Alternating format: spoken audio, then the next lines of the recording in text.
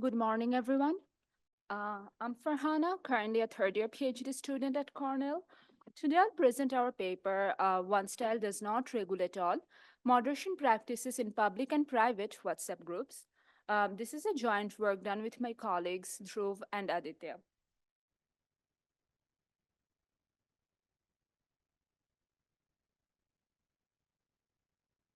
Um, WhatsApp is the most popular global messaging platform, but it's qualitatively different from others because it's end to end encrypted. Due to encryption, WhatsApp has very limited oversight on user generated content. This makes WhatsApp a suitable breeding ground for misinformation, hate speech, and other forms of problematic content, which often have tragic consequences in real life. Given WhatsApp's limited oversight on user generated content, the responsibility of moderation often falls on the group admins.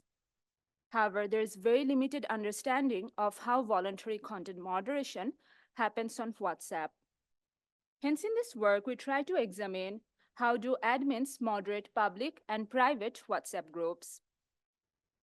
For this, we conducted interviews with 32 public and private group admins based in India and Bangladesh. We also observed user activities in 30 public WhatsApp groups.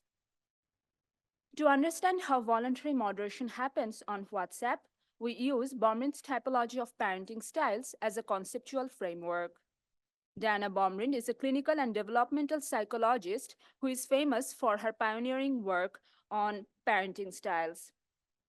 Baumrind considered the two dimensions of parental care and control and proposed four parenting styles, which are authoritative, authoritarian, permissive, and uninvolved, depending on how much caring and controlling the parents are.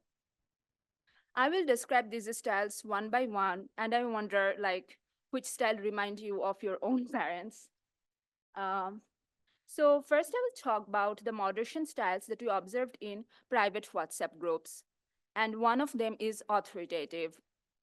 So Baumrind described authoritative parents as warm, affectionate, nurturing. They set clear boundaries for their children, discipline them when they break any rules, and maintain an open communication style with the kids. We observed such attitude mostly in private WhatsApp groups with weaker social ties, such as uh, groups of office colleagues or classmates where people know each other but maintain a quasi formal relationship. In these groups, admins set group rules. They often fact checked or debunked misinformation. Sometimes they removed messages that they perceived to be problematic and often banned repeat offenders from the group. However, group dynamics and social hierarchy greatly dictated how authoritative admins moderate their groups. For example, when the offender is a peer or a subordinate, then the admins would moderate them directly in the group chat in front of other group members. But when the offender outranks the admin in social status, for example, a senior colleague or the office boss, then the admins would address them indirectly in a polite and respectful way and also via private messages so that the other person doesn't feel disrespected. Given these admins knew group members in person, they tried to be transparent in moderation and provided explanation for their moderation decisions. This is unlikely. This is very uncommon on other social media like Facebook or subreddits, where volunteer moderators often remove content without notifying the users. Since admins knew offenders in person, sometimes they would mediate with them offline and would try to make the repeat offenders understand why their behavior was problematic. Even though authoritative admins cared for group member safety and online well being, they often faced bullying and harassment from the offender and other group members. And this strained their personal ties with their colleagues and classmates with whom they had to interact on a daily basis in their regular life. Now I'll talk about the other moderation style that we also observed in private WhatsApp groups, and it's permissive. So Baumrind described permissive. So permissive parents are also warm and affectionate, but they barely set any rules for their children and act more like friend rather than parent. The underlying intonation is basically spoiling the child. So we observed this attitude mostly among private group admins with strong social ties, such as family and friends groups.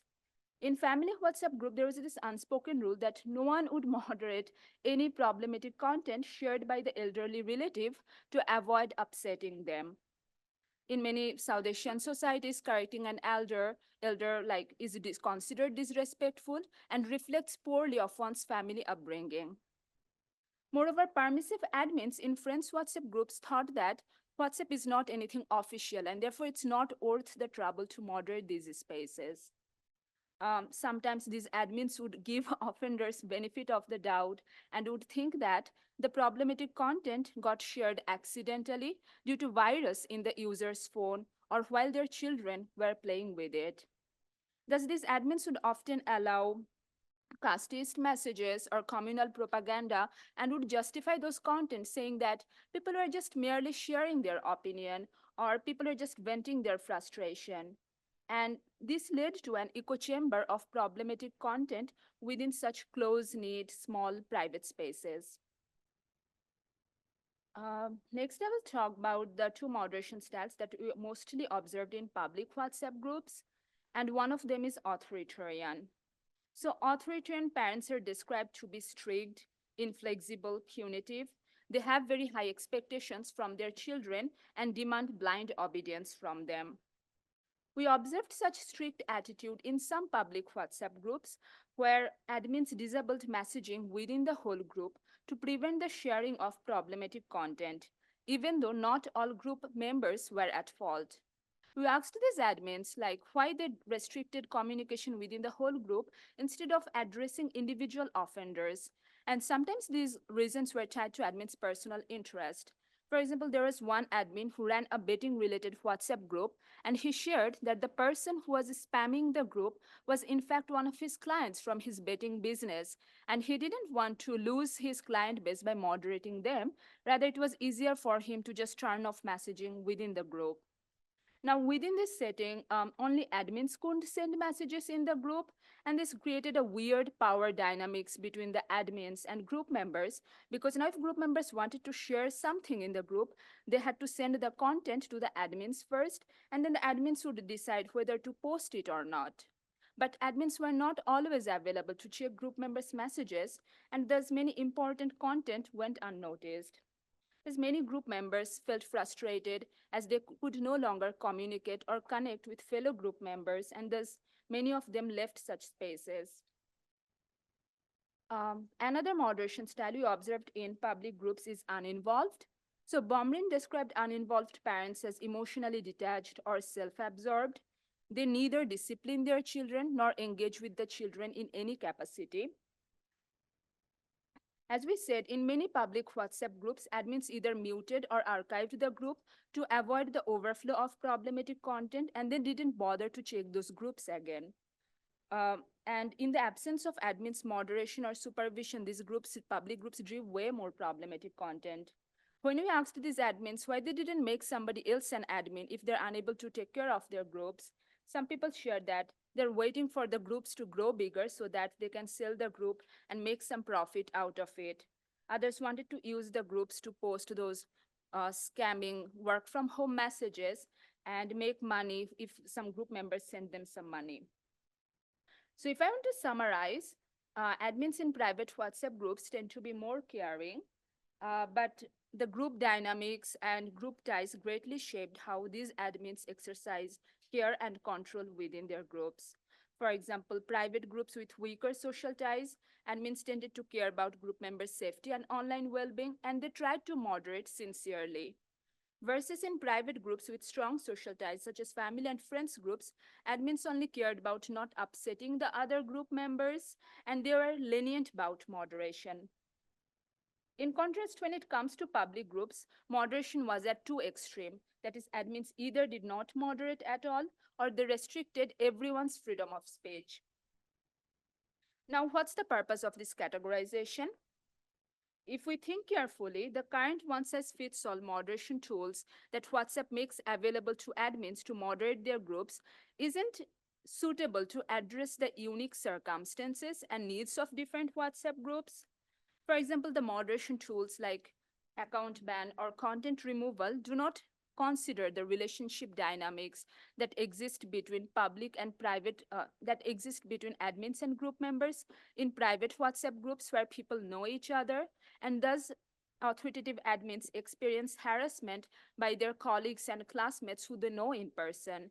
The same reason permissive admins in family groups hesitate to moderate, because there is no better alternative to correct problematic content shared by their friends or family apart from banning or removing their content or confronting them face to face about the correctness of their content.